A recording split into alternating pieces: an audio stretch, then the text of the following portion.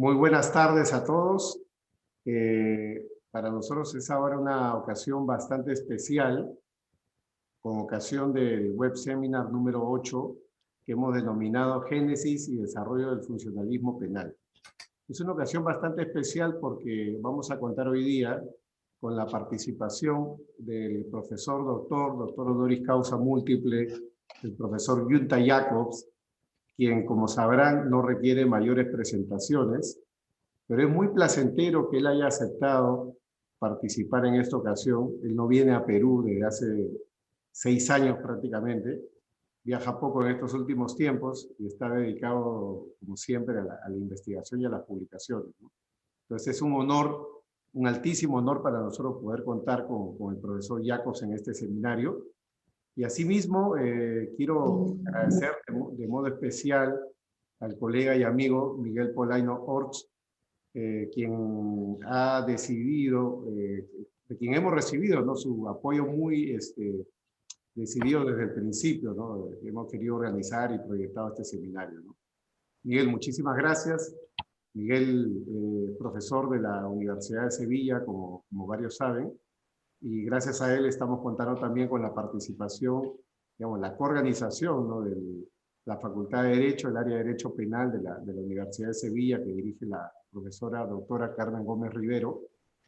Y también tenemos en el grupo, acá en el seminario, al profesor doctor Miguel Polaino Navarrete, querido colega y amigo que nos ha visitado por muchísimos años acá en Lima, y esperamos verlo nuevamente pronto por acá. Bueno, la dinámica que vamos a seguir nosotros es muy sencilla. El profesor Jacobs nos pidió que elaboremos un formato de preguntas y respuestas que, coordinando con varios penalistas, colegas y amigos, elaboramos, se lo enviamos hace mucho tiempo, y el profesor ya ha desarrollado las respuestas y vamos a ir presentando una pregunta, una a una, para que él las pueda ir respondiendo, y luego seleccionaremos algunas preguntas del público hacia el final para la respuesta. Nuevamente, muchas gracias, profesor Jacobs, muchas gracias, profesor Polaino Orts, gracias a todos los que nos acompañan, y empezamos ahora con unas palabras de introducción del colega y amigo Miguel Polaino Orts. Bueno, pues muchas gracias con la venia, bueno, del decano de la Facultad de Derecho de Sevilla, que no tiene una incidencia técnica, no se puede conectar, con la venia también del profesor Caro Coria, de las autoridades que nos acompañan y de mi maestro, el profesor Jacobs. Es un gusto, pues, que se pueda celebrar este acto. Mis palabras van a ser muy breves, porque estamos todos deseando, ¿no?, escuchar al maestro de penalistas, de juristas, el profesor Jacobs. Únicamente diré que en el amplio mundo, ¿no?, en la amplia historia del derecho penal, solamente unos nombres, unos pocos nombres, 4, 5, 6 nombres, sabemos que van a pasar o que han pasado ya a la historia. Y junto a nombres gloriosos, ¿no?, de la historia del derecho penal, sin duda pues estará también el del profesor Jacobs, uno de los penalistas más influyentes, más destacados del presente, de este siglo y probablemente de todos los siglos. Él nació en el año 1937 en Mönchengladbach, en Alemania. Estudió pues en la carrera de Derecho en Colonia, en Kiel y en Bonn, y posteriormente se vinculó con una de las grandes figuras del derecho penal y de la filosofía del derecho de la época, el profesor Hans Welsel, a quien él fue buscando, ¿no?, para encontrarse con sus docencias, con sus lecciones y con sus seminarios. A partir de ahí ya inició pues la carrera académica del profesor Jacobs, que realizó bajo la dirección de Welsel su tesis doctoral en el año 1967 sobre un tema del concurso de delitos, de lesiones y contra la integridad corporal.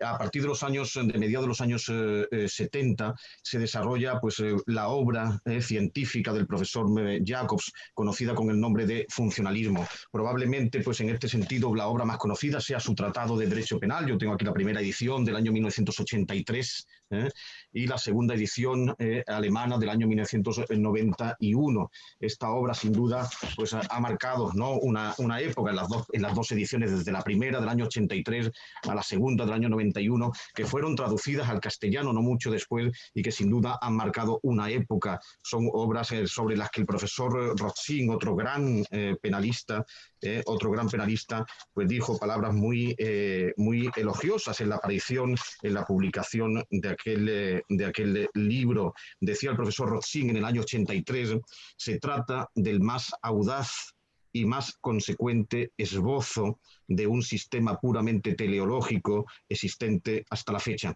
Con ello, Jacobs no solo ha elaborado la evolución dogmática de los últimos 20 años, sino que su amplia obra sorprende al lector con tal avalancha de reflexiones originales que en cierto modo anticipa ya los próximos 30. Han pasado pues un poco más de 30 años desde la publicación de ese libro, 38 años de la publicación de ese libro, de la primera edición de ese libro, y sin duda Rothschild no se equivocaba. Avanzó el profesor Jacobs en aquella obra la discusión de los 30 años y algo más. Todavía hoy en día seguimos discutiendo las cosas que el profesor Jacobs había planteado en esa época. No quiero extenderme mucho más, solamente destacar algunas de las obras más relevantes del profesor Jacobs en los últimos tiempos. Este libro sobre el sistema de imputación, un libro fundamental donde compendia después de su tratado, bueno, pues su idea de la imputación, estos dos libritos sobre el principio de culpabilidad y sobre la imputación jurídico-penal de la acción y de la omisión, su libro fundamental de filosofía del derecho, Norma, Persona, Sociedad, la tercera edición esta del año 99, esta otra publicación, Teoría de la imputación, que nos dio en la Universidad de Sevilla, que visitó en 3 ocasiones, pues la última vez que visitó nos dio las primicias de este libro, y finalmente este último año, 2020, este otro libro, Crítica del concepto de dolo, su última publicación del año 2020. En castellano son muchísimas las publicaciones que ha realizado, por ejemplo esta, cuya edición hicimos con el profesor Caro John, el lado comunicativo y el lado silencioso del derecho penal. En fin, no les quiero cansar más, solamente quiero decir que es una personalidad realmente influyente en el ámbito científico europeo y latinoamericano y también asiático. Es uno de los penalistas más relevantes de la historia y sin duda pues del momento presente, y es un gusto siempre pues aprender de su aleccionadora palabra y de su capacidad de incentivación científica. Muchas gracias, querido profesor. Besten Dank für dieses Gespräch, lieber Herr Professor. Ich habe nur eine kurze biografische Einleitung gemacht. Ich habe verstanden. Perfekt. Jetzt fangen wir an mit dem Gespräch. Vielen Dank. Vielen Dank, Herr Professor. Empezamos entonces con, bueno, llamémoslo interrogatorio, pues escenario de preguntas y respuestas que hemos preparado para el profesor. Y la primera es algo provocadora, ¿no? La primera pregunta que hemos preparado es la siguiente. Querido profesor Jacobs, usted es discípulo directo del profesor Hans Belzel, bajo cuya dirección se doctoró en la Universidad de Bonn. Sin embargo, usted no fue alumno de él en la carrera ni estudió Derecho Penal Parte General. En su cátedra ni en ninguna otra, como tenemos entendido, es decir, el profesor Jacobs no hizo el curso de Derecho Penal Parte General. ¿Cómo fue su contacto académico con el padre del finalismo? Belzel fue un prominente finalista, como se sabe. ¿Le influyó el finalismo en alguna de sus obras, por ejemplo, en su tesis doctoral del año 1967? Frage Nummer 1, Herr Professor. Soll ich jetzt die Antwort geben? Ja, genau. Gut. La pregunta contiene una ironía. La relativa a si yo cursé, siendo estudiante, la asignatura del derecho penal parte general. Comencemos por ahí. La respuesta es que, en efecto, nunca llegué a cursar a esa materia. El motivo se debió a que coyunturalmente no se ofertó la disciplina en los cursos que estudié en las universidades de Colonia y de Kiel durante los 3 primeros semestres de la carrera. Por ello, con alguna frecuencia he tenido que escuchar el comentario de que todavía hoy día se nota ese déficit en mi formación. Dejando la broma de lado, sí confesaré que al menos entonces leí el Tratado de Parte General de Welzel titulado Derecho Penal Alemán, de cuya lectura llegué a pensar que ahí no se intentaba únicamente ordenar un poco las diversas teorías, sino que además se pretendía desarrollar una propia teoría penal. Por ese motivo, al inicio del cuarto semestre de la carrera, cambié mi expediente a la Universidad de Bonn, donde impartía clases Welzel, y me inscribí como participante en un seminario suyo de filosofía del derecho, donde tuve ocasión de presentar una ponencia que agradó mucho a Welzel, en la que expuse de manera muy crítica un breve opúsculo de Erich Wolff.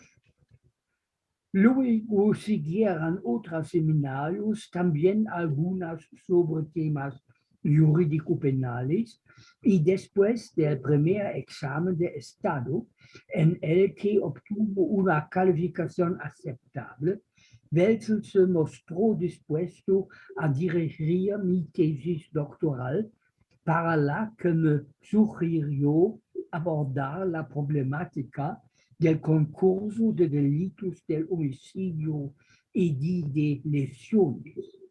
Sobre él mismo había escrito poco antes un artículo con el que no había quedado muy satisfecho. Un poco como es mi estilo, desarrollé en mi tesis una opinión contraria a la suya, como él reconoció de inmediato. Posteriormente, después del segundo examen de Estado, apoyó mi presentación de habilitarme para la cátedra, lo que realicé gracias a una generosa beca en un tiempo ciertamente corto, mediante un trabajo sobre la imprudencia punible. Y muy poco después accedí a mi primera cátedra en la Universidad de Bochum. Tengo que reconocer que sin el generoso apoyo de Welzel, mi acceso a la ciencia penal hubiera sido sin duda más difícil o quizás incluso hubiera sido directamente imposible. Muchas gracias, profesor Jacobs. Y la segunda pregunta que tenemos, entonces, siguiendo con esta línea en la cual el profesor va tomando distancia del finalismo ontológico del profesor Welzel, su maestro, la pregunta es esta, ¿no? En el año 1976, usted publica su trabajo Culpabilidad y Prevención. ¿Significa este libro su separación definitiva del finalismo en 1976? Frage Nummer 2, profesor. Culpabilidad y prevención representa un apartamiento del concepto ontologizado de acción y de culpabilidad, y en concreto un giro hacia una comprensión social del delito, lo que es en realidad incompatible con un finalismo ortodoxo. El punto final de mi alejamiento del finalismo lo constituye la primera edición de mi tratado de 1983, como se expone en el prólogo, y mi contribución al libro Homenaje a Hans Ludwig Schreiber, 2003, una separación plena de un edificio conceptual de esa solidez, como el finalismo requiere, como se ve su tiempo. Muchas gracias, profesor. Y permítanos retroceder un poco, ¿no?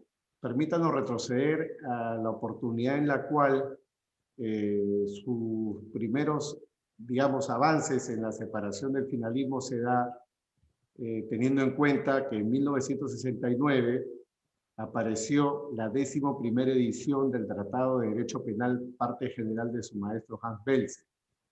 El profesor Belzel, siguiendo una larga tradición alemana, le encargó a Armin Kaufmann y a usted, profesor Jacobs, la continuación de la obra. Usted debía continuar la obra de Belzel, actualizarla y hacer una edición conjunta. ¿Qué sucedió para que esta obra fundamental de la dogmática alemana no haya tenido continuación? Frage 3. Also 3, Frage Nummer 3, ja. La 12ª edición del Tratado de Wesel, cuyo decaimiento de sus fuerzas fue relativamente prematuro, debía ser elaborado por Armin Kaufmann, quien, más allá de la conformación de varios grupos de trabajo en su cátedra, no llevó a término el proyecto. Algo después, ya en la segunda mitad de los años 70, recibió el encargo de intentar una nueva reelaboración de la obra.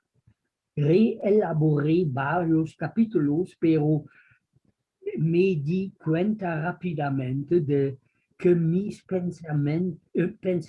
pensamientos eran en realidad otros a los que ahí se exponían.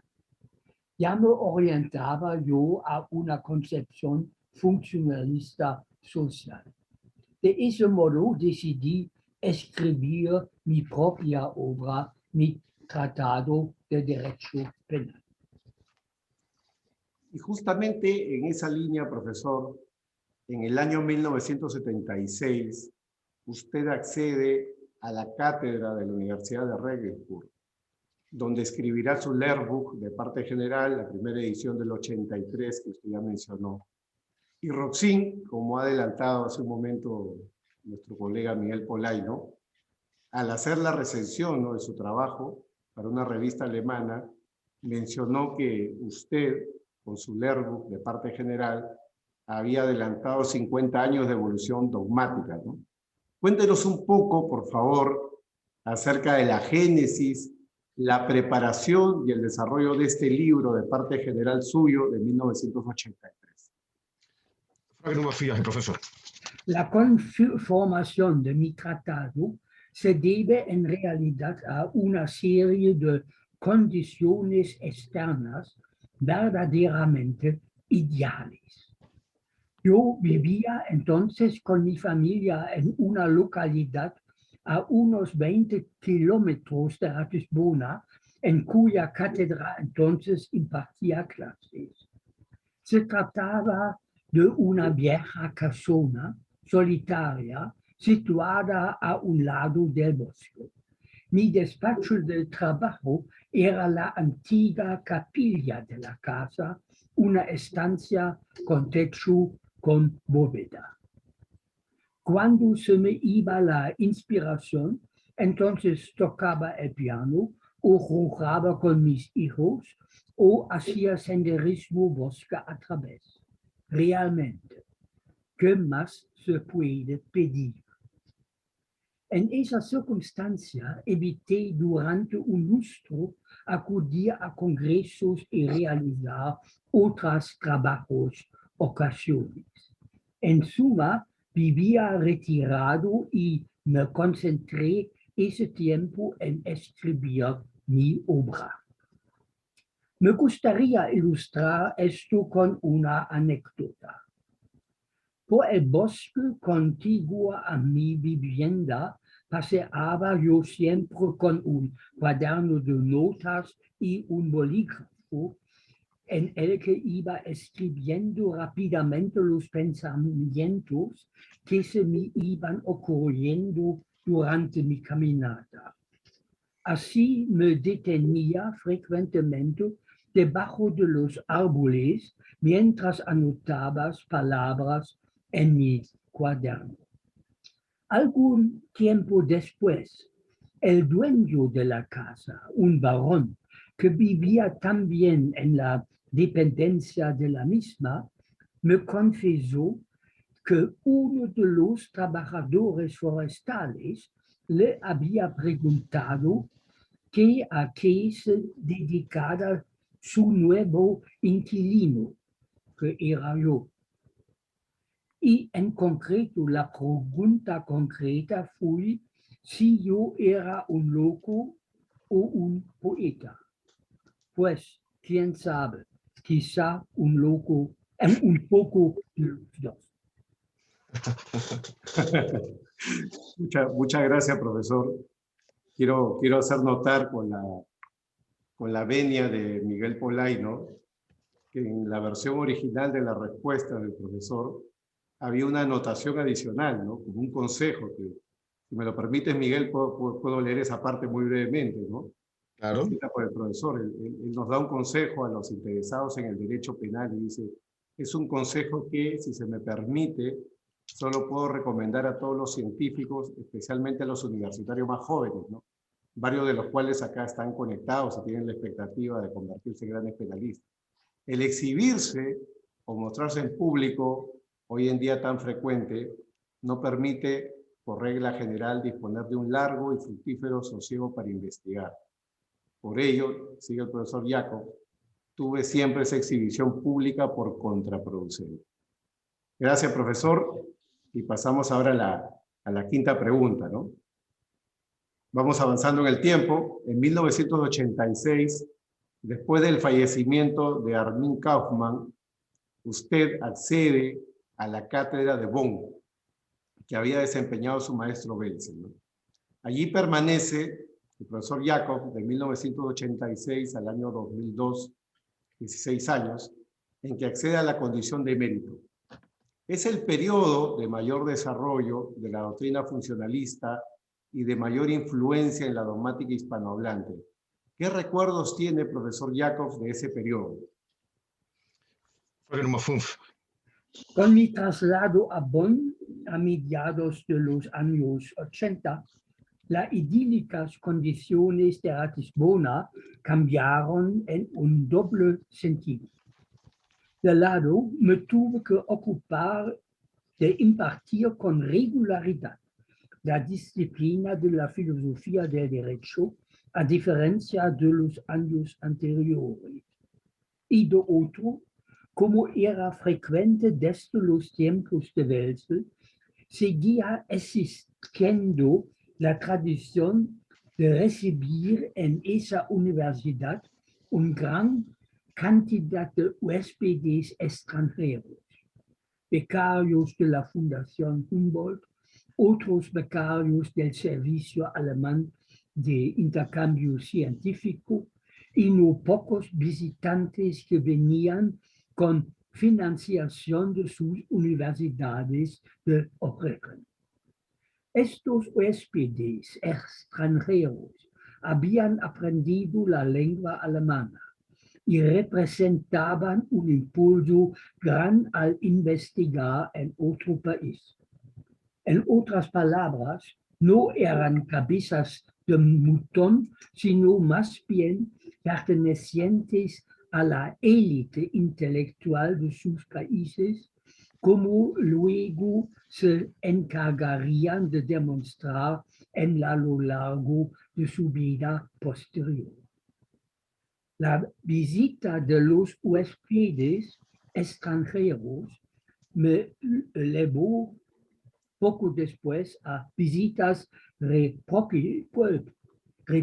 recíprocas a muchos de sus países, lo que me permitió muy prontamente visitar universidades extranjeras en España, en Latinoamérica, en Japón, en Corea y en otros muchos países.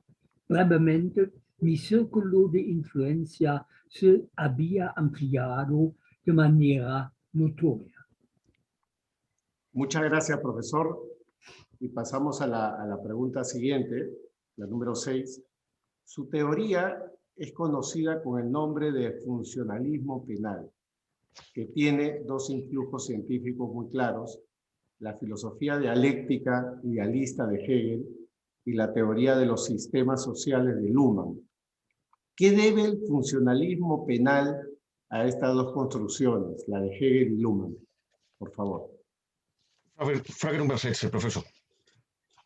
En las concepciones de derecho de Hegel y de Luhmann, no se trata de seres humanos individuales, sino antes bien de personas. Esto es, de portadores de derechos y de deberes, y por tanto en destinatorios de una concreta imputación social y funcionalmente orientada. En Luhmann, que solo rara vez se refirió en concreto al derecho penal, seduce la clausura de su sistema. Únicamente lo jurídico puede generar o desarrollar derecho, lo que en todo caso no excluye acoplamiento estructural con otros sistemas. Piénsese, por ejemplo, en el acoplamiento estructural entre el derecho y la economía. Por el contrario, Hegel es más bien un filósofo de lo concreto. Nada de la vida social se halla al margen de su heterogeneidad. Las dos concepciones, la abstracción de Luhmann y la variedad cromática de Hegel, pertenecen a una concepción científica del derecho. Para ofrecer una exposición más detallada, necesitaría al menos una clase de varias horas. Muchísimas gracias, profesor. La siguiente pregunta es esta, ¿no? Un viejo, nuevo debate, ¿no? El famoso tema de los bienes jurídicos. ¿Qué protege el derecho penal y por qué? ¿Bienes jurídicos o la vigencia de la norma, ¿no? Y esto para el público latinoamericano o iberoamericano en general siempre es algo especialmente polémico. Los penalistas latinoamericanos nos tomamos mucho tiempo debatiendo sobre el bien jurídico. Gracias, profesor. Lo escuchamos. Frage Nummer 7, eine Frage, die auch sehr wichtig für Lateinamerika ist. Ja, la pena que sigue a hecho delictivo no ha reparado nunca jamás un daño en el mundo de los bienes. Más bien, se ocupa de reparar el daño ocasionado en la vigencia de la norma. La pena estabiliza la vigencia de la norma que es cuestionada por la realización del delito. Por ello,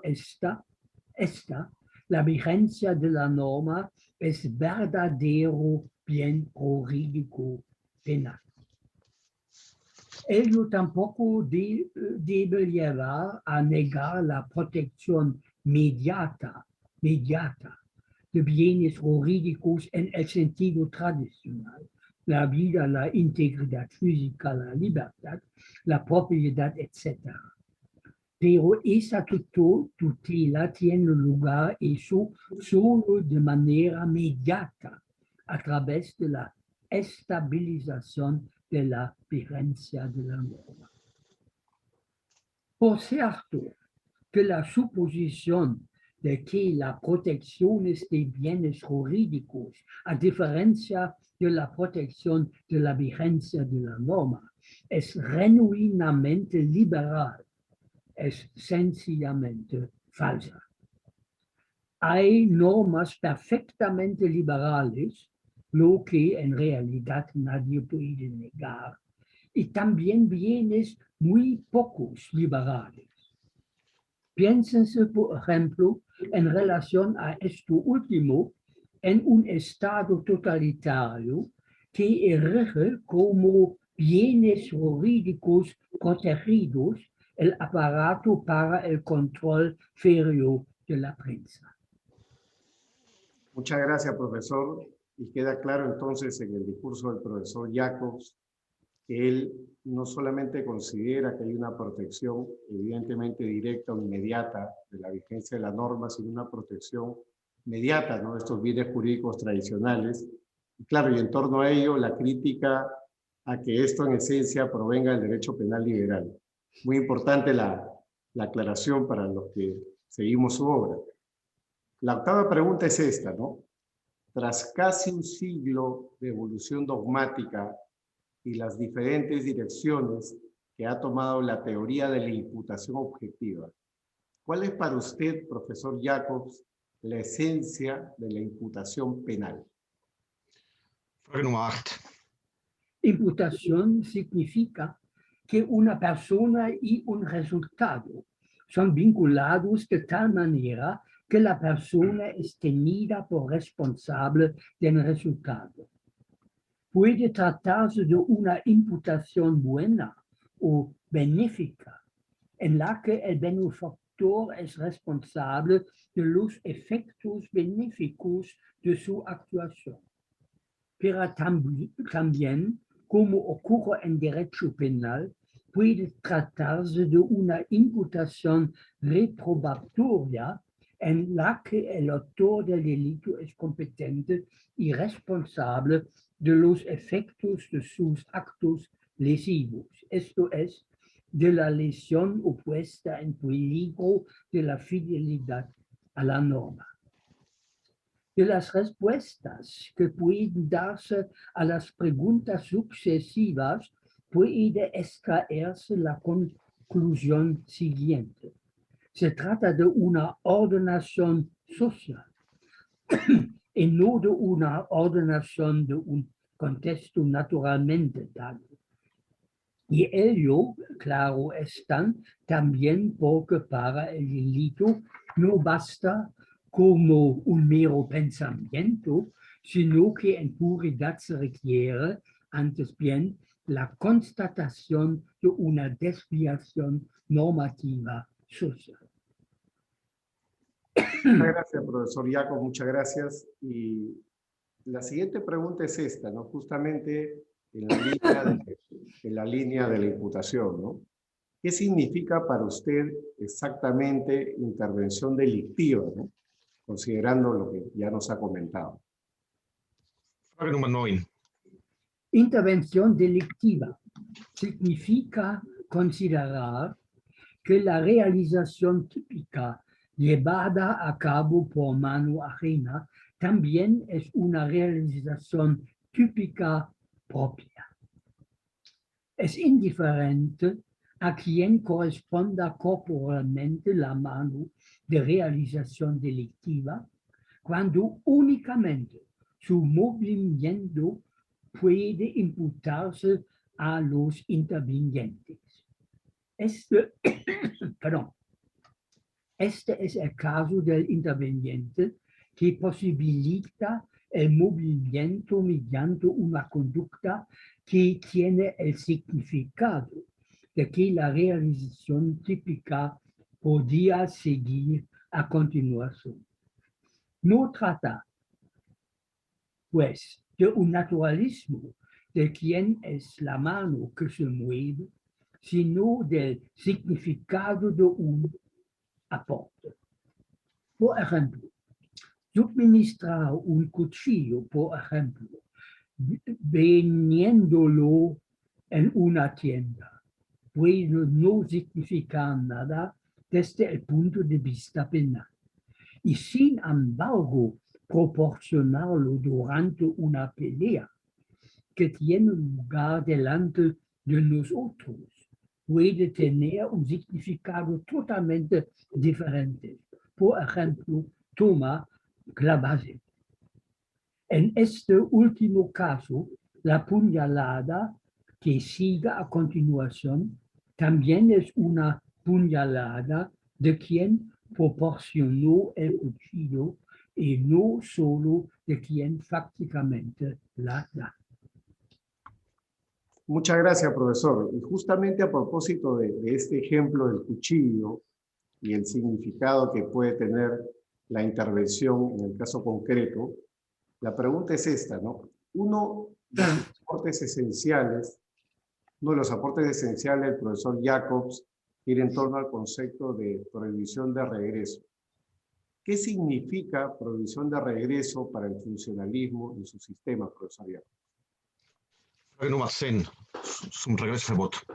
La prohibición de regreso constituye uno de los criterios fundamentales de toda teoría liberal de la imputación, o más exactamente, uno de los topos de la teoría de la no imputación o de la exclusión de imputación. Una conducta normal, neutral, no puede fundamentar responsabilidad alguna si otro sujeto la usa de manera delictiva. Por ejemplo, el fabricante de productos de aparatos eléctricos que pueden conseguirse en cualquier sitio no tiene por qué ocuparse de lo que harán los adquirentes con tales objetos. Instalar una iluminación eléctrica ordinaria o el mecanismo de contacto de una bomba o lo que sea. Depende precisamente del significado de una conducta en su contexto social y no del contexto natural. Esto constituye precisamente la diferencia entre causación natural y imputación jurídica. Muchas gracias, profesor. La pregunta número 11 es esta, ¿no? Recientemente ha publicado usted una obra sobre el concepto de dolo. ¿Cómo debe entenderse el dolo en la actualidad en su sistema? Nummer 11.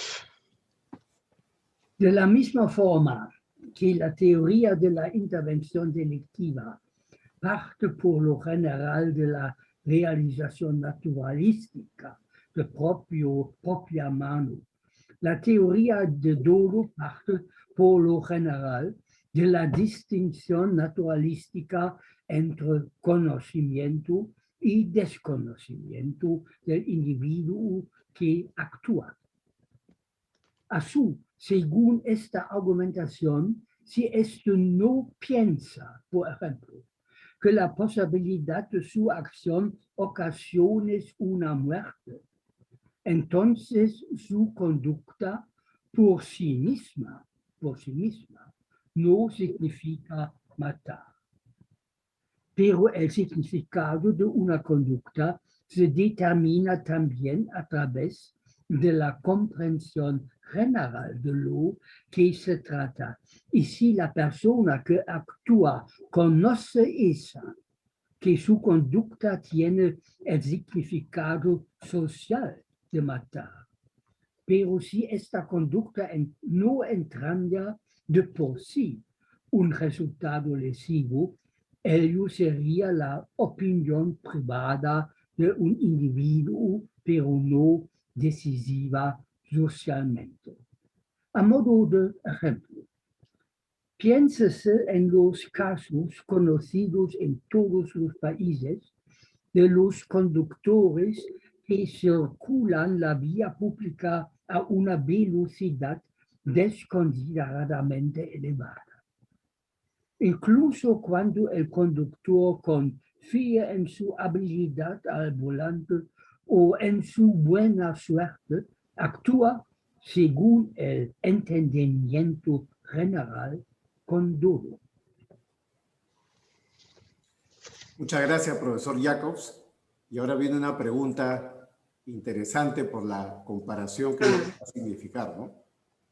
Para usted, ¿qué diferencias y qué semejanzas se encuentra entre su teoría y la del profesor Klaus Roxin? Frage Nummer 12. Roxin es, y esto está fuera de toda duda, un tópico genial.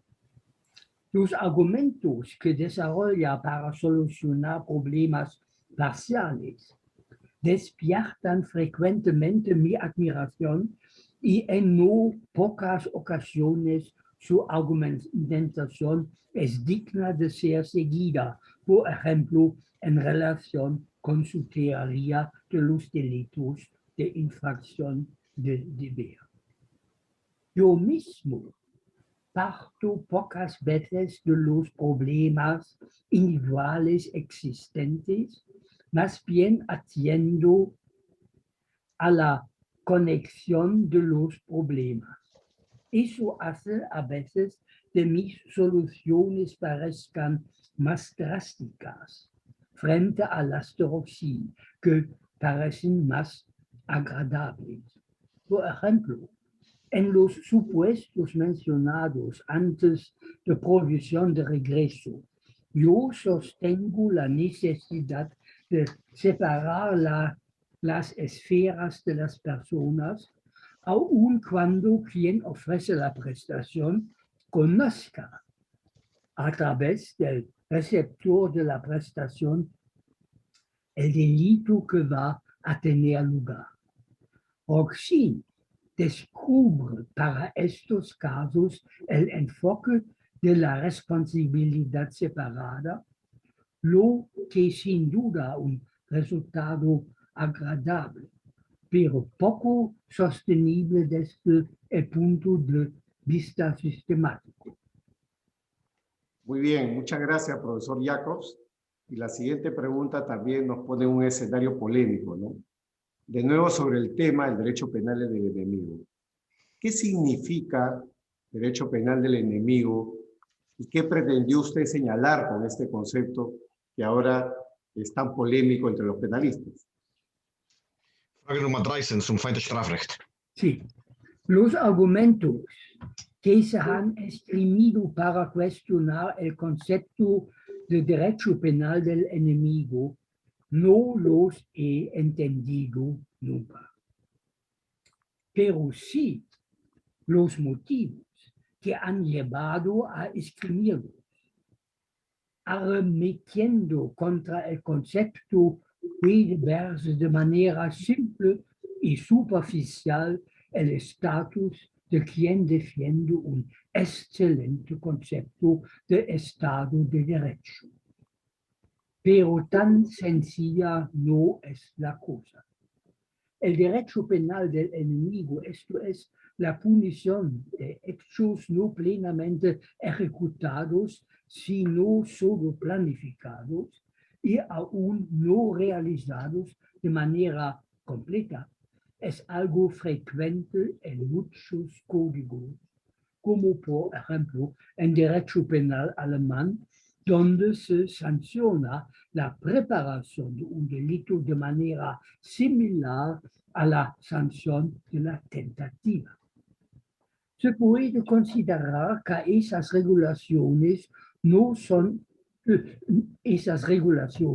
son incompatibles con el Estado de Derecho, pero entonces ha de actuarse contra el peligro de los hechos inminentes desde el derecho administrativo, lo cual, como ha expuesto Pavlik en su obra El terrorista y su derecho, 2008, no conlleva una disminución de la intervención estatal necesaria.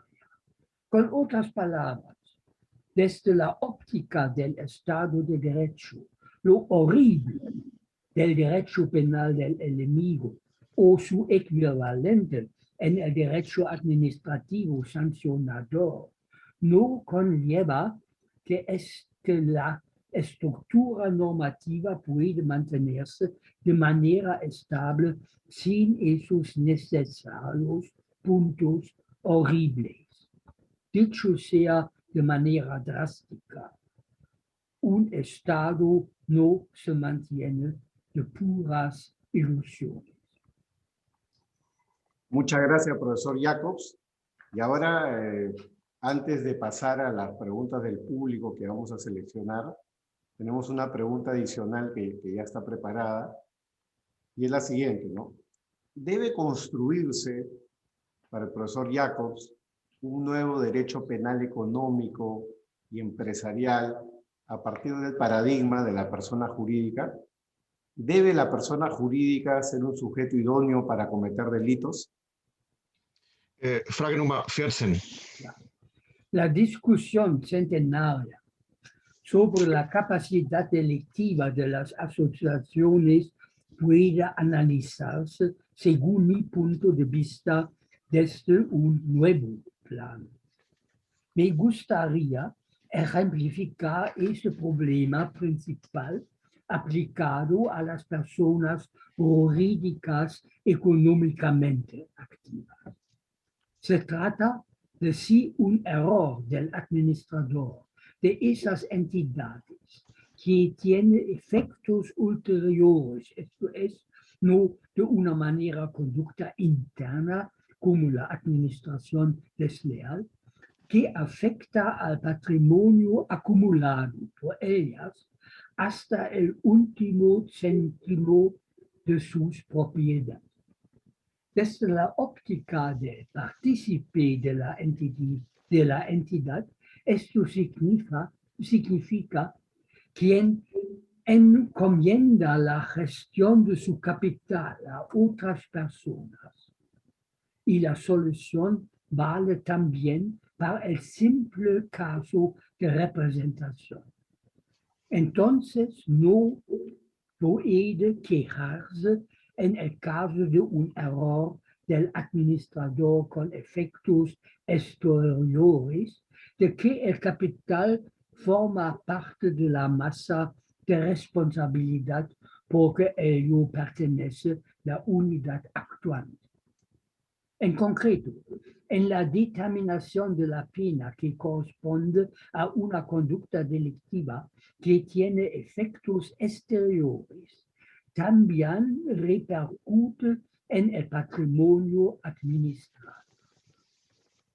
Societas delinquere non potest no debe significar entonces que el patrimonio de las societas debe quedar fuera de la responsabilidad del administrador.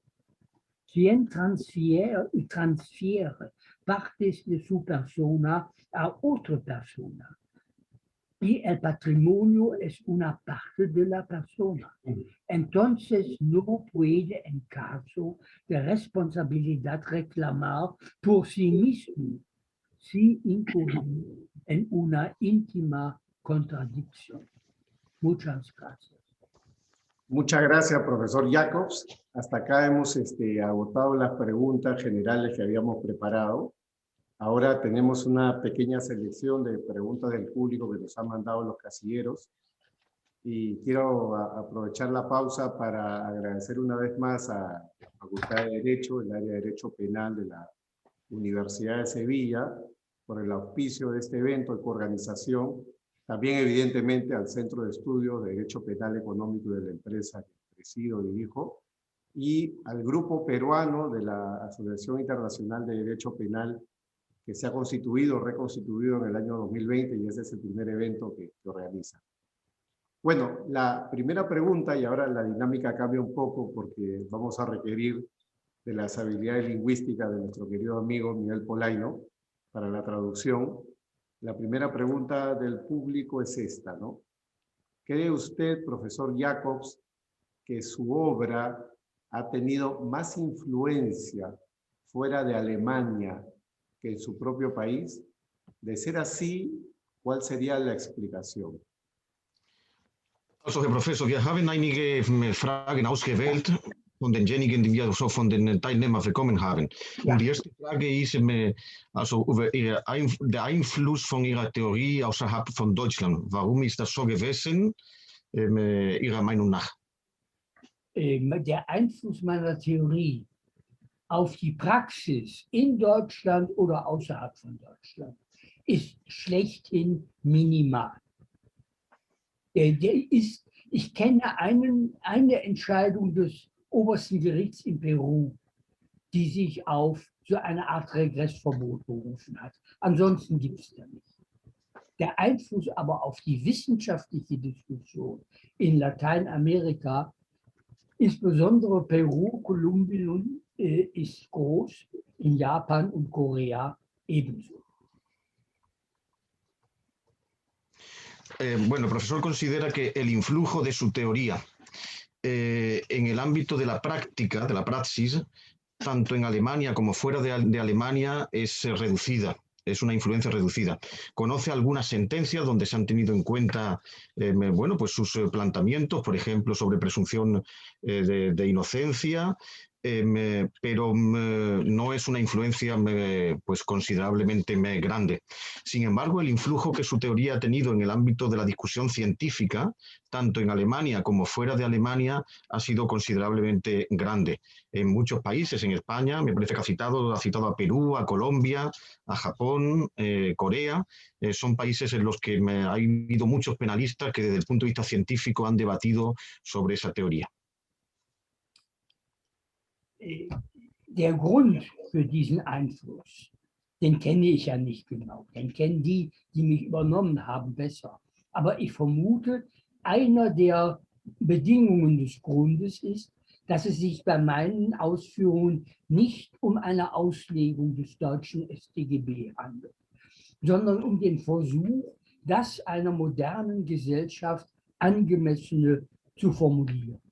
Und das passt dann eben auf jede moderne Gesellschaft, nicht nur auf eine mitteleuropäische. Y que el motivo por el cual, bueno, pues su teoría ha influido grandemente en la discusión científica en todos estos países, no solamente en España, no solamente en Europa, sino fuera de este continente, especialmente en Latinoamérica, el motivo él no lo sabe exactamente, probablemente lo saben las personas que le han invitado o que han debatido y discutido sobre su teoría de manera más precisa.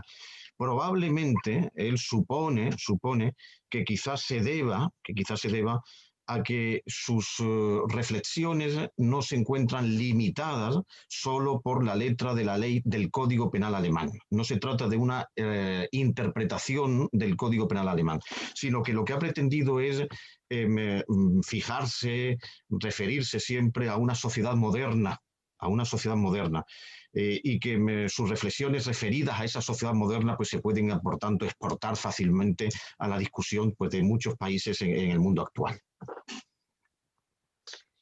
So viel dazu.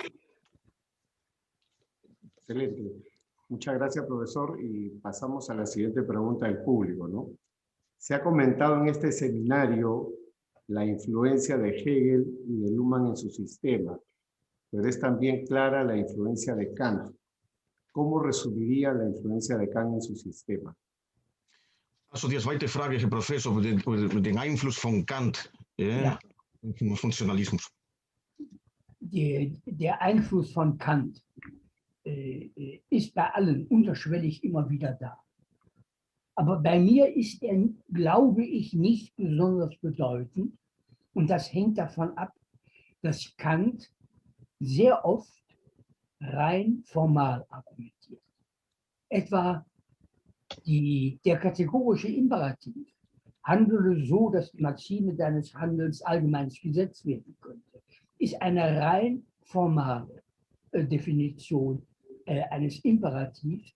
Und was da rauskommt, hängt von der konkreten Gestalt der Sozialität ab, wie die orientiert ist.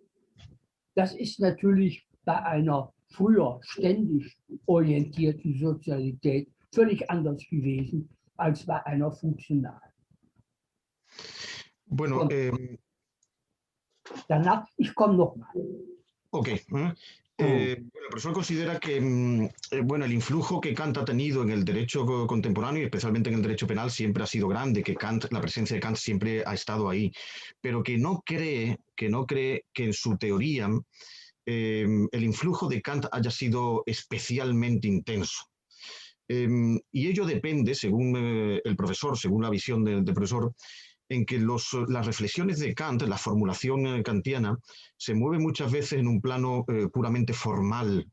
Por ejemplo, cuando formula el concepto de imperativo categórico, actúa de tal manera que la libertad de uno sea compatible con la libertad de los demás, etc. Considera que, bueno, que eso a veces se queda en un plano excesivamente formal y que en muchas ocasiones no es particularmente compatible con su concepción social funcionalista, ¿no? Del funcionalismo normativo que él propugna. Diese ganzen Argumente hat letztlich schon Hegel vorgebracht. Es verhält sich bei Kant insoweit ein bisschen wie bei der Zauberformel von John Rawls. John Rawls' Zauberformel ist ja der Schleier des Nichtwissens, der Veil of Ignorance. Und da hängt es auch ganz jetzt davon ab, wie man diesen Schleier zuschneidet. Was man denn weiß, wird man ein Mensch sein oder ein Tier oder wie wird das im Einzelnen gehen? Und nach dem Zuschnitt richtet sich dann, was rauskommt. Das sind letztlich, ist das ein Trick, ein genialer Trick, mit dem sich vieles verdeutlichen lässt, aber dann doch keine eigentliche wissenschaftliche Argumentation. Bevor ich mich mit Kant beschäftigt habe oder beschäftige, nehme ich allemal zwei andere Philosophen vor, die mich ungemein beeinflusst haben, nämlich Thomas Hobbes und Hans Kelsen. Das war's.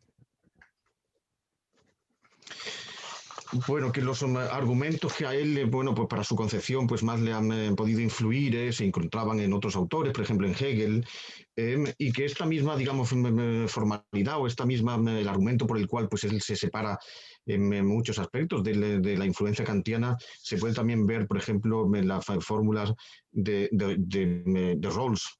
Si se me vincula pues, a un individuo, a un ciudadano, etcétera, etcétera, ¿no? Lo cierto es que el profesor considera que cree que más que un influjo kantiano, él se ha ocupado, antes de ocuparse de Kant y de que Kant le haya influido pues, en su pensamiento, hay dos autores a los que quizá debe algo más que Kant, que son Thomas Hobbes y Hans Kelsen. Bien, la siguiente pregunta que tenemos del público es la siguiente.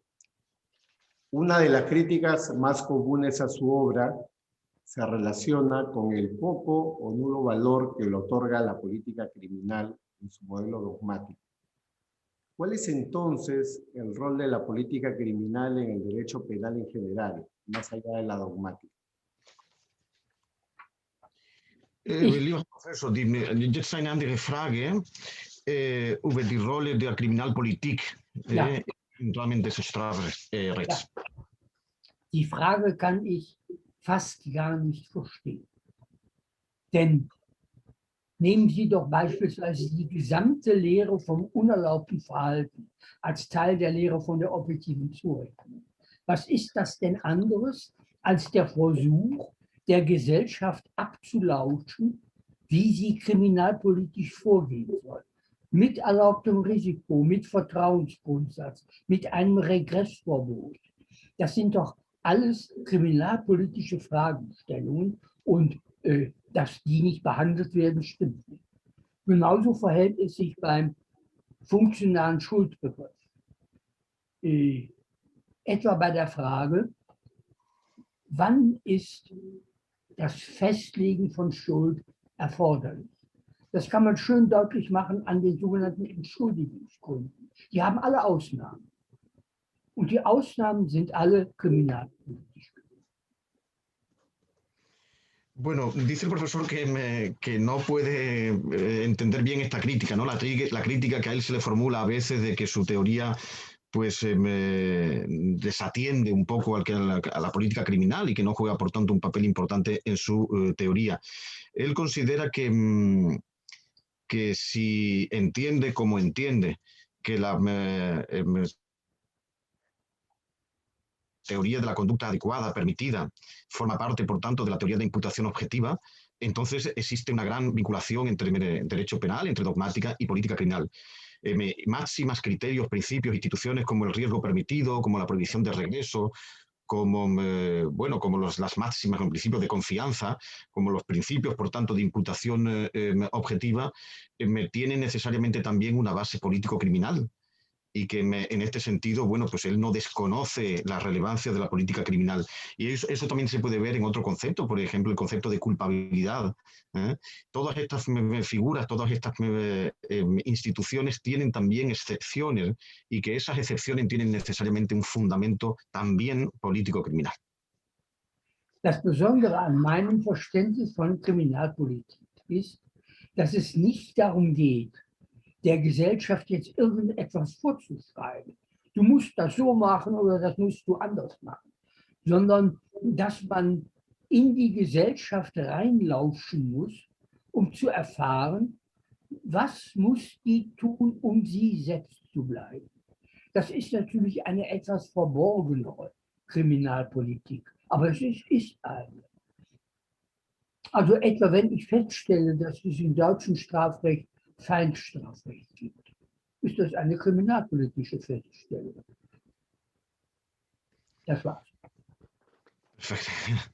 Bueno, que quizás lo característico es que él a lo mejor entiende los criterios político-criminales de manera diferente a como se entienden en otros planteamientos, que lo que él llama, bueno, pues un fundamento político-criminal también y un contenido político-criminal también en alguno de estas instituciones, pues a lo mejor es un poco diferente, que no se entiende, por ejemplo, tú debes actuar de esta manera, de manera imperativa o de esta otra manera, sino en un sentido social, en la comprensión normativo-social que él evidentemente pues me confiere a su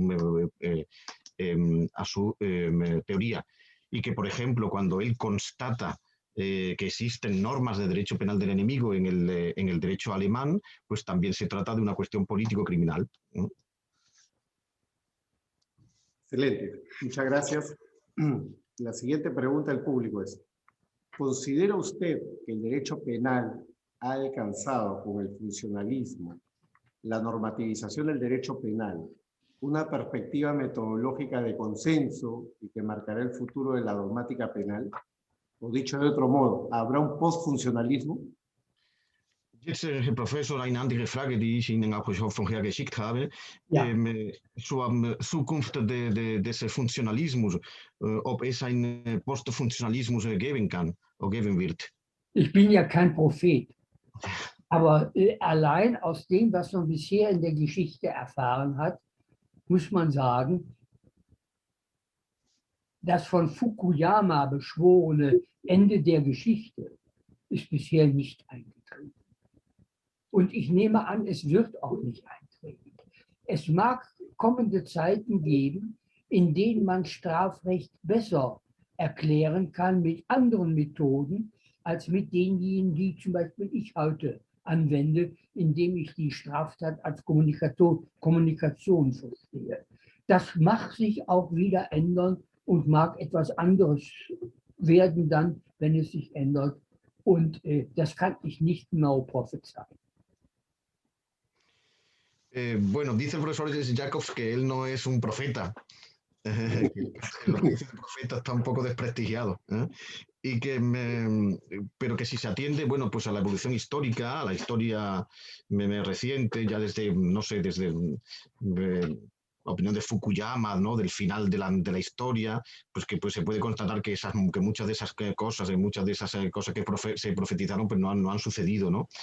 Él, bueno, cree que a lo mejor no duda que quizá en el futuro se pueda explicar el derecho penal de manera mejor, más precisa, de lo que él lo ha hecho, ¿no? De lo que él ha conseguido. Él explica el delito, bueno, pues como comunicación, como expresión de un sentido comunicativamente relevante, y que a lo mejor vendrá alguien pues, que explique el delito pues, de una manera más precisa, más acertada, más adecuada, pero que en todo caso pues, él lo ha hecho de la mejor manera que ha sabido, de la manera más coherente, y que cree que en todo caso pues, ese tipo de supuestos no se pueden profetizar. Muchísimas gracias, profesor. Y la siguiente pregunta del público es si queda algo de lo ontológico en el derecho penal, ¿no? Esto es, ¿existe una fuerza normativa del ontológico si pensamos, por ejemplo, en los desarrollos neurocientíficos y sus aportes en el ámbito de la culpabilidad? Also, Herr Professor, die Frage, jetzt eine andere Frage, was bleibt von den ontologischen im Strafrecht heutzutage, zum Beispiel im Rahmen des Schuldbegriffs oder Neurowissenschaften? Ja? Ich nehme das Ergebnis vorweg, gar nichts bleibt. Strafrecht ist nicht ontologisch zu erklären, das war Welsels Irrtum, sondern Strafrecht muss erklärt werden als etwas, was sich bildet, indem sich Gesellschaft bildet. Also etwa Subjektivität, Verantwortungsfähigkeit. Das wird in der sozialen Eingliederung gelernt. Das hat ein Säugling, ein Kleinkind nicht von sich aus, sondern das sind gesellschaftliche Konstruktionen, bei denen die einzelne Person lernt, wie sie sich damit zu arrangieren hat. Derjenige, der das meistens meines Erachtens für die Neurowissenschaften am allerbesten beschrieben hat, ist Wolfgang Prinz. Wolfgang Prinz ist ein Psychologe und Kognitionswissenschaftler und der beschreibt das ganz detailliert, wie sich Subjektivität und Verantwortungsfähigkeit bilden.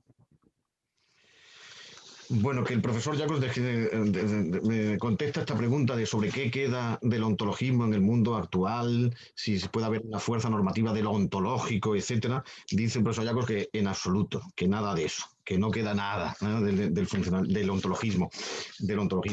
Él considera que el derecho penal no se puede fundar de manera ontológica, sino que lo ontológico realmente desaparece, ¿no? De la fundamentación del derecho penal, que es sustituido por una explicación puramente normativizada, que todas las instituciones, todas las figuras, todos los conceptos del derecho penal han sufrido de ese proceso de normativización y, por tanto, de apartamiento absoluto de lo ontológico.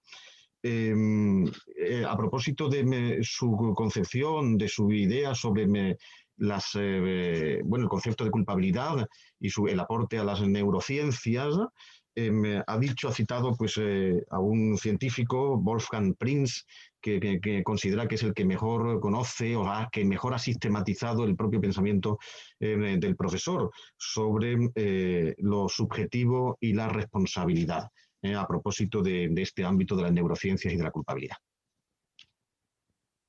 Bien, muchísimas gracias, profesor. Todavía tenemos unos minutos, entonces con la venia, Miki, podríamos seleccionar 2 o 3 preguntas más para el cierre, ¿no? Y luego al final unas palabras finales del profesor, de lo que él pueda considerar conveniente. Hay una pregunta de nuestra colega Claudia López Díaz, que entiendo también conoce al profesor Jacob desde hace muchísimos años, y ella pregunta, ¿cuál cree el profesor Jacobs que sea la mejor forma de imputar responsabilidad por graves violaciones a los derechos humanos, ¿no? En el caso de Colombia, por ejemplo, está el caso de los 6 miembros de los grupos guerrilleros de la FARC, etcétera, ¿no? De la fuerza pública. Entendería que es una pregunta vinculada a las formas de autoría, ¿no? Herr Professor, jetzt gibt es auch eine Frage von Frau Lopez aus Kolumbien, ihre alte Schülerin, die auch eine Frage da gestellt hat.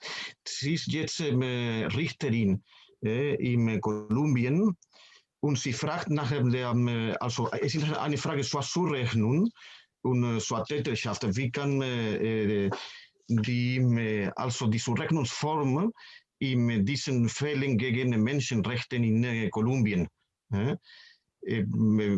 Also wie kann die Täterschaft und die Zurechnung da begründet werden? Das kommt ganz darauf an, worum es sich handelt. Ob das ein Organisationsdelikt ist oder, soweit es um die Täterschaft bei auch amtlicher Mitwirkung geht, ein Pflichtdelikt. Das kann man nicht einfach so beantworten. Und beim Organisationsdelikt ist meines Erachtens zu schauen nach der Quantität der Mitwirkung. Es gibt keine spezifisch täterschaftliche Qualität, sondern es sind alles Quantitätsfragen. Und da muss man die Quantität der Mitwirkung auflichten und dann abwägen, von welcher Größe an man in diesem konkreten Zusammenhang von den Hauptbeteiligten, von den eher Nebenbeteiligten spricht. Bueno, el profesor Jacos, en efecto, que conoce a la doctora Claudia López, ¿no?, desde hace mucho tiempo, bueno, pues me considera que las preguntas pues no se puede responder, digamos, a priori, sino que habría que saber, bueno, si se trata de los casos de delitos de organización, ¿no? Delitos de organización o de autoría concreta individual. Él en general considera que la cuestión no constituye propiamente una, bueno, una cuestión cualitativa, de diferencia cualitativa entre los diversos intervinientes, sino más una cuestión cuantitativa del quantum de la responsabilidad, pero que aún así habría que atender pues también pues al diverso, al concreto aporte que ofrece pues cada uno de los intervinientes y el significado social para el grupo de ese aporte. Tenemos una pregunta de un colega del máster de la Universidad de Sevilla que nos sponsoriza, así que vamos a darle el espacio. Marcos Chung pregunta, ¿no? ¿Cuál es la opinión del profesor Jacobs acerca del fenómeno expansivo del derecho penal en las actuales sociedades postindustriales? Professor, jetzt eine Frage von einem Student von meinem Masterstudium hier an der Universität Sevilla. Ich koordiniere jetzt, wie Sie wissen, ein Magisterstudium hier an der Universität Sevilla für Strafrecht. Und wir haben auch viele Studenten aus Lateinamerika, aus Spanien, nicht nur aus der Universität Sevilla. Und ein Student, Herr Chung, hat auch eine Frage gestellt. Was halten Sie von der Expansion des Strafrechts?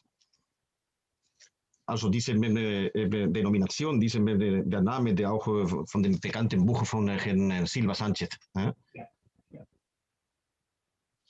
Das kommt ganz darauf an, wohin man schaut.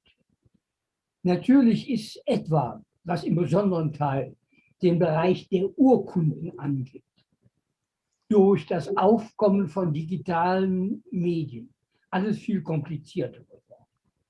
Und deswegen ist dort, wo bisher eine einzige Vorschrift hinreichte, die Urkundenfälschung und der Gebrauch gefälschter Urkunden, ist jetzt ein ganzer Katalog nötig.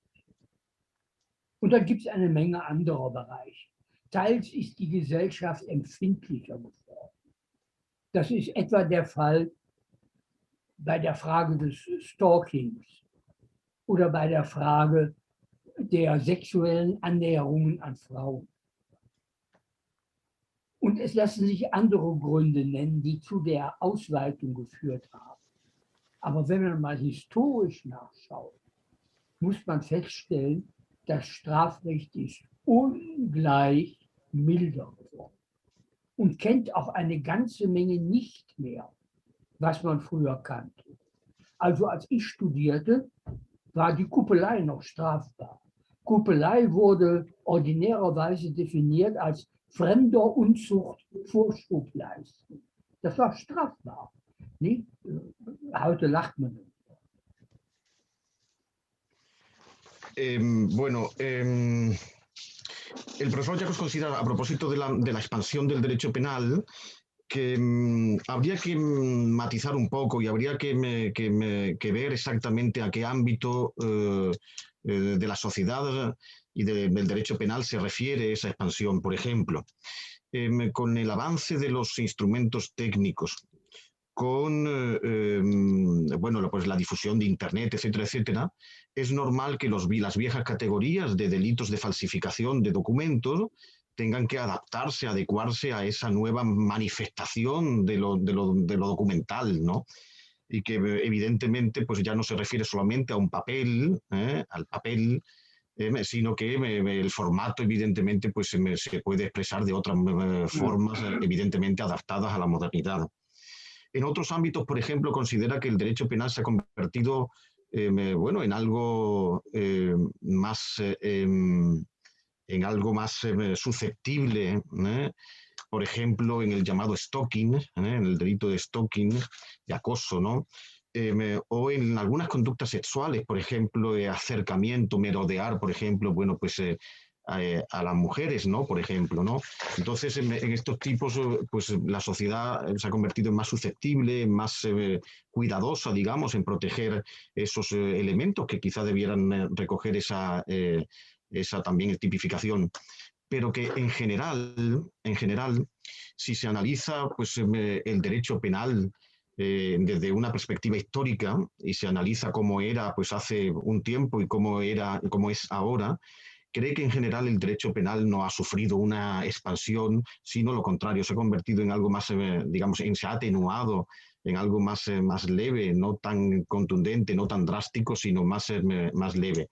Por ejemplo, ha mencionado que cuando él era estudiante, pues se sancionaban algunas conductas entonces delictivas, como la homosexualidad o como el adulterio, que entonces eran considerados delictivos y que ahora evidentemente pues no lo son, ¿no? Con razón, ¿no? Entonces, pues que cree que en general pues que habría que precisar un poco a qué expansión se refiere ese crecimiento, ¿no? A veces se refiere a un crecimiento pues acorde a la evolución social y en otros casos, bueno, pues los fundamentos, ¿no? Pueden variar en esos supuestos, ¿no? Bien, tenemos muchas preguntas, pero vamos a dar espacio para una última antes de la palabra final del profesor. Claro, dado que estamos ya sobre la hora y no queremos abusar de su tiempo, ¿no? Dado que en Sevilla y en Bonn ya es tarde noche, ¿no? Así es. Eh, la, Ainel la, Estefrage, profesor.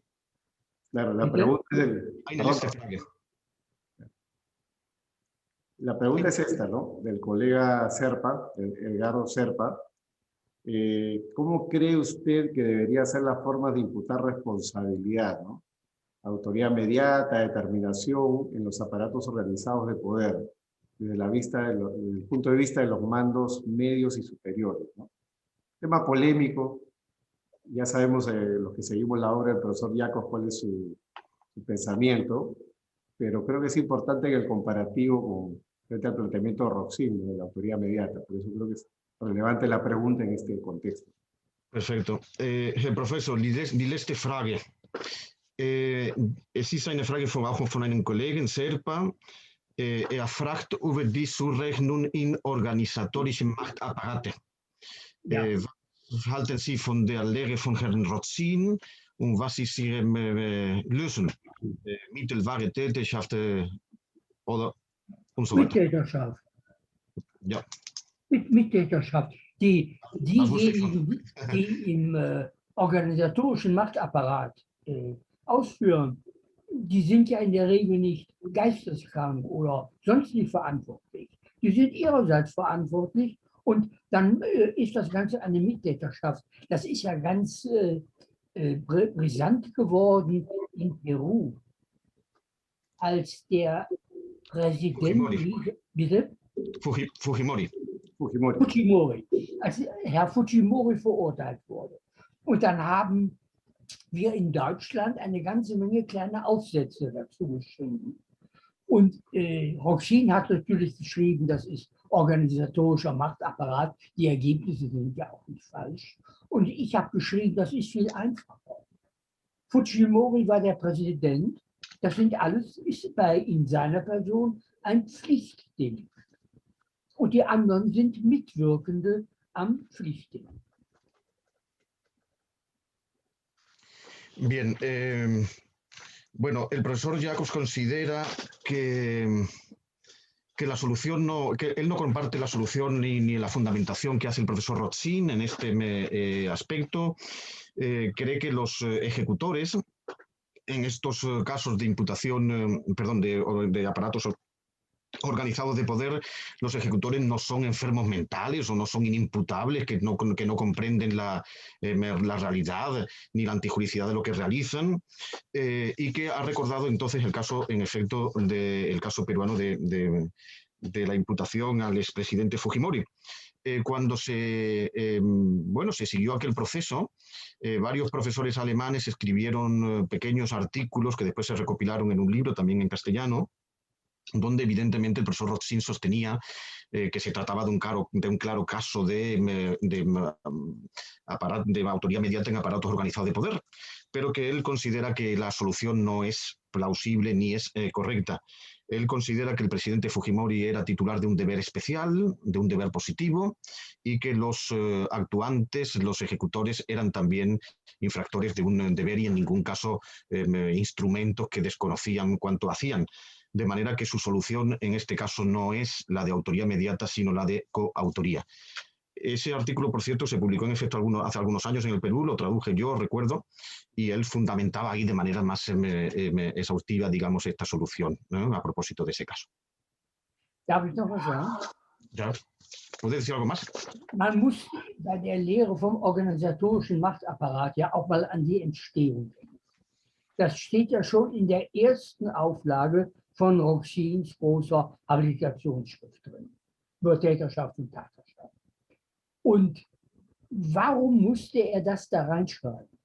Er musste das reinschreiben, weil er sich festgelegt hatte, dass derjenige, der Täter ist, mitwirken muss. Und deswegen kriegte er alle im Hintergrund stehenden Bandenchefs aus dem Täterbegriff raus. Und dann hat er einfach den organisatorischen Machtapparat erfunden. Das ist eine Erfindung. Keine schlechte, aber eine Erfindung. Die braucht man nicht, wenn man sagt, der Bandenchef kann auch Mittäter sein, wenn er gar nicht am Tatort dabei war. Wenn man einfach die Quantitäten betrachtet. Bueno, me ha citado que en la primera edición de la habilitación de Rothschild sobre autoría y dominio del hecho, ya también apuntaba a la idea que después no desarrolló, la idea de la coautoría, pero que después descubrió, bueno, pues esa construcción, que no es mala construcción, pero que es una construcción de la autoría mediata en aparatos organizados de poder, ¿no? Y ya continuó, digamos, por ese camino. En su opinión, la opinión del profesor Jacobs, no se trata de una cuestión cualitativa. Los actuantes, los intervinientes no no actúan de manera cualitativamente diversa, sino cuantitativamente diferente. Se trata de una pregunta de una cuestión del quantum, ¿no? Bien, muchísimas gracias, Miguel. Muchísimas gracias también al profesor Jacobs. Y a modo de palabras finales, quisiera invitar al profesor Jacobs a que dé algún consejo, ¿no?, a los jóvenes estudiantes que están acá agrupados del máster de Derecho Penal de la Universidad de Sevilla y muchos otros, ¿no?, de Latinoamérica que están acá conectados, como investigadores, como interesados en el desarrollo y expansión del derecho penal dogmático. Lieber Herr Professor, wir sind zum Ende angekommen und Herr Caro Coria fragt, ob Sie auch einige Schlussworte sagen wollen. Hier gibt es viele Studenten, viele Juristen, viele junge Studenten und Juristen, die dieses Gespräch gefolgt haben aus Sevilla, aus der Universität Sevilla, also diese Studenten von den Doktorandenkurs und auch von dem Programm und auch von dem Magisterprogramm und auch aus Lateinamerika, aus ganz Lateinamerika. Da habe ich auch viele gesehen, aus Brasilien, einige, viele, die ich kenne. Wollten Sie auch einige Schlussworte auch sagen? Ja, gerne. Insbesondere Ratschlag für junge Juristen. Insbesondere an die jungen Juristen. Ich bewundere, wie in den spanisch sprechenden Ländern Wissenschaft ernst genommen wird. Das wird in Deutschland überhaupt nicht so sehr. Das sieht man zum Beispiel daran, dass in ganz Lateinamerika und auch in Spanien selbstverständlich Monographien noch gekauft werden von Studenten. Das weiß ich deshalb, weil immer dann, wenn ich da war, kamen die an mit einer Monographie, die hatten sie gerade gekauft und ich musste die widmen. Und das käme in Deutschland gar nicht mehr vor. In Deutschland nimmt man fast schon keine Lehrbücher mehr, sondern nur noch irgendwelche langweiligen, rein Fakten rüberbringenden Paper. Und deswegen finde ich, machen Sie weiter so, wie Sie das hier machen. Bleiben Sie wissenschaftlich interessiert. Und der größte Vorteil dann, wenn Sie das bleiben, ist, dann macht das alles auch viel mehr Freude. Viel mehr Freude. Freud. Alles Gute.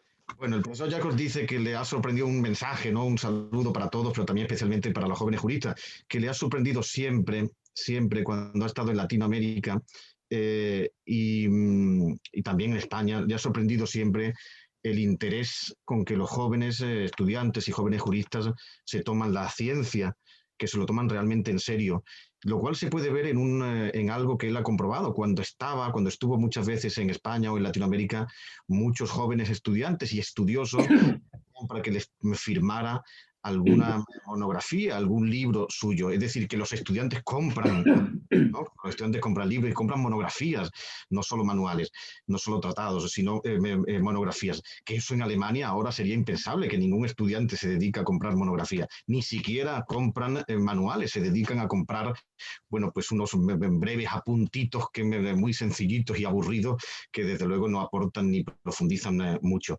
Él considera que esa a la ciencia, esa dedicación a la ciencia, pues la deben mantener y que en todo caso es un motivo de alegría y que un gran saludo para todos. Und ganz zum Schluss habe ich noch die Pflicht, den beiden Moderatoren, also Herrn Kollegen Caro und Herrn Kollegen Polaino, herzlich zu danken, dass Sie das Ganze auf den Weg gebracht haben und mich bei meinen schwachen Sprachkenntnissen hier so wacker unterstützt haben. Vielen Dank. Bueno, y que finalmente quiero agradecer a los dos moderadores, al profesor Caro Coria, al colega Caro Coria y a mí mismo, al colega Polaino, bueno, pues que la ayuda que le hemos prestado pues para que todo saliera bien y para que poder llevar esto a la práctica, organizado pues desde Perú y desde Sevilla, pero que lo hemos llevado pues a la práctica y que le hemos ayudado y apoyado en sus débiles conocimientos lingüísticos, pero que finalmente, bueno, pues ha salido todo bien. Besten Dank, profesor. Dankeschön. Muchas gracias, profesor Jacobs, vielen Dank. Muchas gracias al profesor también Miguel Polaino Horst por la ayuda, colaboración, cooperación permanente con nosotros. Y también gracias al profesor Miguel Polaino Navarrete, que nos ha acompañado, al igual que la profesora Carmen Gómez Rivero. Un fuerte abrazo, muy buenas tardes, muy buenas noches por allá y hasta muy pronto. Gracias. Hasta luego. Adiós. Adiós.